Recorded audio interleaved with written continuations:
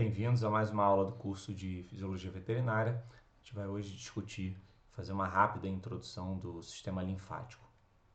Então, vou mostrar de início, vou mostrar um vídeo para tentar deixar um pouco mais claro, numa visão macroscópica, como que funciona, como que está distribuído esse sistema linfático, para aí sim, depois de ter essa visão geral, aí sim a gente poder discutir características específicas, morfológicas e funcionais desse sistema. Então preste bastante atenção nesse vídeo para poder ter uma visão geral de como que funciona o nosso sistema linfático.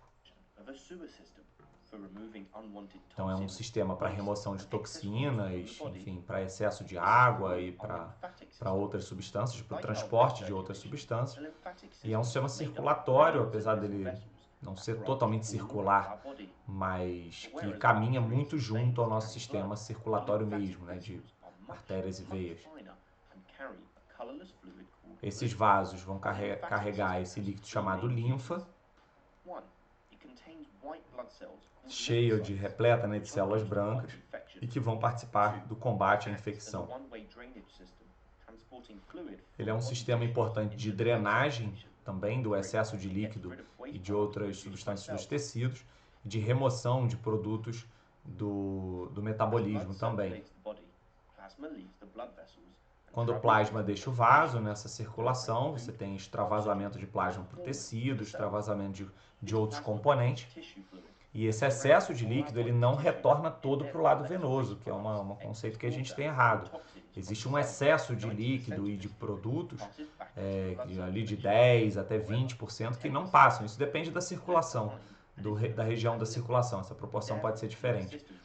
Mas esses vasos do sistema linfático, a gente vê que eles são terminais, então não é propriamente circulatório, porque ele não é circular, mas a gente tem esses vasos que vão captar esses detritos, né, e vão passar por regiões. Então esses vasos têm nas suas paredes musculares e válvulas também, e com isso esses vasos linfáticos vão passar por regiões também chamadas os nódulos linfáticos, e ali a gente tem uma região mais adensada da presença de células de defesa, né, como por exemplo linfócitos, que são muito importantes para a defesa do indivíduo. E esses componentes resíduos dessa atividade do sistema imunológico vão recircular, né, para depois serem metabolizados.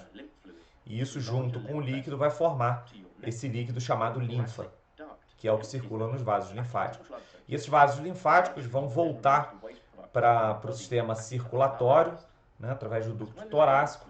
Isso a gente vai ver daqui a pouco, né, essa anatomia também. Além disso, outros órgãos são conectados também e participam do sistema linfático, como o baço, alguns gânglios. Bom, aqui já é patologia, então vamos passar.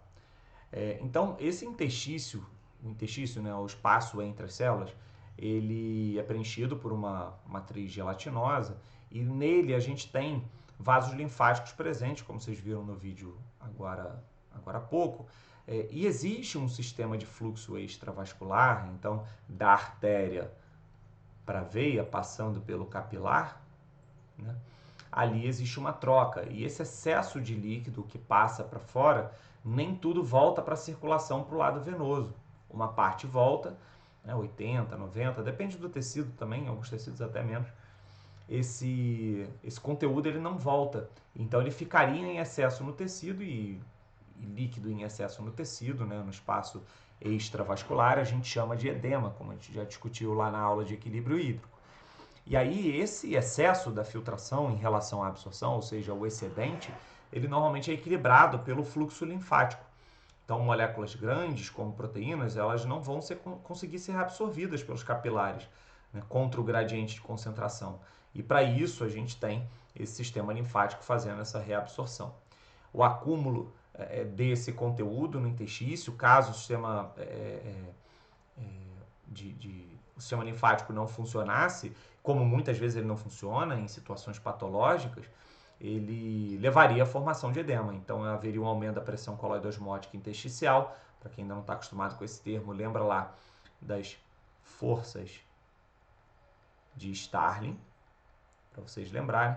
E lembra que uma das forças é a pressão coloidosmótica intersticial, aumentando a quantidade de proteína.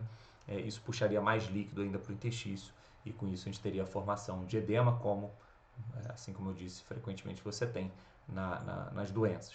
Então existem forças hidrostáticas e osmóticas que vão contribuir para a filtração. A gente já discutiu isso na discussão, na apresentação do conceito das forças de Starling.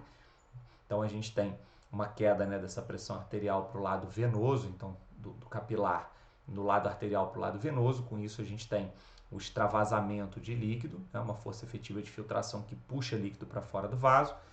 E no lado venoso, né, você tem menos força de reabsorção.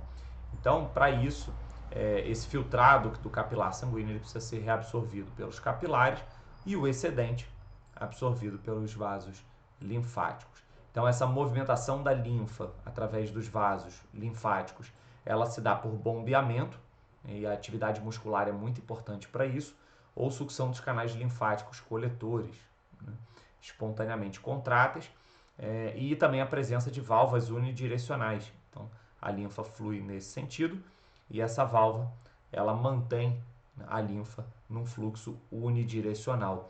E essa massagem promovida pela movimentação do tecido, então a musculatura que está aqui, que contrai e expande, por exemplo, quando a gente caminha, né, o animal caminha, ele contrai essa musculatura, por exemplo, no gastrocnêmio, e aí os vasos linfáticos que ali estão, eles são comprimidos num fluxo também pela presença das válvulas, facilitando o fluxo unidirecional. Esses capilares linfáticos, então, são vasos, né, compostos também por células endoteliais planas e células não fenestradas. Então, elas estão sobrepostas e aderidas de uma maneira um pouco mais frouxa e com a presença de um músculo liso, aquele que é involuntário, a contração, especializado, que consegue fazer contrações tônicas e fásicas, permitindo o fluxo linfático unidirecional. Então, são os fatores que contribuem para o fluxo unidirecional da linfa. Então, contração muscular, né, dos músculos que estão naquela região, contração de musculatura estriada e esquelética. Tá? Contração do músculo liso, do próprio endotélio dos capilares, dos vasos linfáticos, e a presença dessas válvulas, né, dentro dos vasos que vão facilitar, né, o fluxo unidirecional. Então o sistema se origina lá nos linfáticos, nos capilares linfáticos iniciais, são os menorzinhos, né, com paredes menos densas, na periferia. Como o interstício tem essa diferença de pressão, né, negativa, esse fluxo vai depender de fatores cardiovasculares também. E aí com isso, com essa entrada do líquido e aumento consequente da pressão, essas válvulas também elas vão se fechando, né, e permitem, né, esse fluxo unidirecional, até que a gente tem a passagem desses linfáticos iniciais para vasos linfáticos maiores, que são os linfáticos coletores. São vasos maiores. É como se a gente estivesse pensando em capilar, vênula e veia. E essa contração desse tecido todo, né, aqui, né, no caso, ela é mediada também por substâncias vasoativas, hormônios e nervos, também permitem e facilitam essa contração. Então aqui nesse vídeo vai estar explicado também de uma maneira, numa metáfora, como que funciona o sistema linfático para remoção de componentes, né, detritos e subprodutos, e até componentes até da nossa nutrição também. Esse vídeo é muito legal porque ele traz uma metáfora muito bem feita, então ele ajuda a gente a entender. Então prestem bastante atenção porque esse vídeo dá uma boa resumida no assunto. Lymphatic system is, and click here or check the description below for part 2, where we explore what happens when it doesn't form correctly. The lymphatic system is an efficient, Então, um sistema eficiente, intricado, vital e um órgão mesmo, um sistema orgânico, pouco compreendido, né? Inclusive se dá pouca importância a ele na rotina da clínica veterinária, e ele tem uma importância imensa. Então a gente tem o sistema cardiovascular, que transporta o sangue, e a linfa, que também transporta fluidos, células, nutrientes e detritos.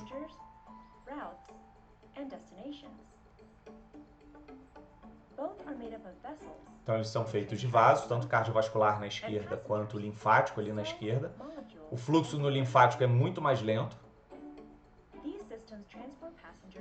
Eles vão transportar, de uma forma metafórica, né, esses passageiros aí ao longo do corpo, levando para locais mais de destino. Então, o sistema cardiovascular ele é como se fosse um trem de alta velocidade, leva célula vermelha, plaqueta, célula imune, do sistema imunológico, nutrientes, oxigênio, gás carbônico, tudo aquilo que vocês já estudaram.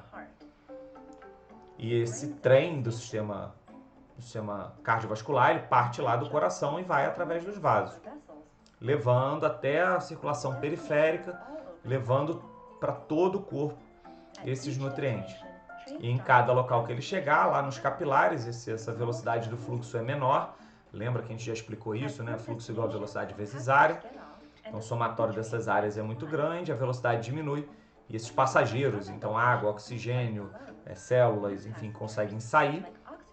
E quando chegam lá no pulmão, conseguem captar também, né, o oxigênio e deixar o CO2. E o coração faz o bombeamento, né? Então ele é a força motriz desse trem. Mas aí só de 80% a 90%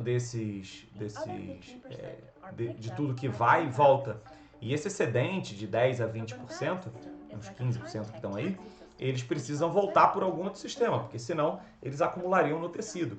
Então esse sistema que ele chama de táxi, ele é um pouco mais lento, ele vai ajudar o sistema imunológico, o sistema cardiovascular a funcionar. E vai levar esse excedente de novo para o sistema cardiovascular. Então, quando ele é captado por esses vasos, tem um fluxo muito lentinho, a gente chama isso de linfa. Proteína, lipídios, células imunes, fluido, tudo isso volta pelo sistema linfático, que tem um fluxo bem mais lento do que o cardiovascular, e ele vai retornar para o centro, da periferia para o centro. Então, eles vão se mesclar com vasos maiores, né, com os coletores linfáticos. Você vai ter a contração muscular de músculo esquelético que caminha ao lado desses vasos. Você vai ter a contração de células de musculatura, né, no endotélio. Tudo isso levando de volta lá para o coração, para o ducto torácico, que vai desaguar lá no coração e devolver esse conteúdo, né, que passou por alterações também, porque a gente tem reações que ocorrem ali dentro, né, na linfa e nos nódulos linfáticos. É muito importante essas reações que acontecem para a parte imunológica. Então essa linfa ela passa por esses checkpoints estratégicos na periferia, como os linfonodos, né, são os órgãos linfáticos, que a gente tem vários, e a gente consegue explorar isso na clínica, palpar no paciente. Então aí estão alguns em ser humano, né, tonsilas, adenoides, enfim, a gente tem linfonodo poplíteo, axilar, as placas de Peyer, né, ou Peyer, não sei como se pronuncia, no intestino, que nesses checkpoints o que a gente vai ter é células do sistema imune muito atentas a ameaças, então micro-organismos, enfim, e outras substâncias que possam ser nocivas. Essas células do sistema imunológico vão ativar e promover esse sistema de defesa para ocorrer ali. Então é um sistema de defesa muito importante, né? O sistema linfático ele facilita a atuação do sistema imunológico. Além disso, ele atua também para carrear moléculas do sistema digestório. Então, por exemplo, carrear nutrientes, principalmente lipídios. Lipídios são bastante carreados também pela linfa. Alguns nutrientes são muito grandes para entrar nos capilares e aí acabam, como por exemplo os lipídios, acabam entrando e sendo carreados pelo sistema linfático. A gente chama de quilo, né, justamente por ser rica quando ela vai se juntando, né, a gente chama de quilo, justamente por ela ser rica em lipídios.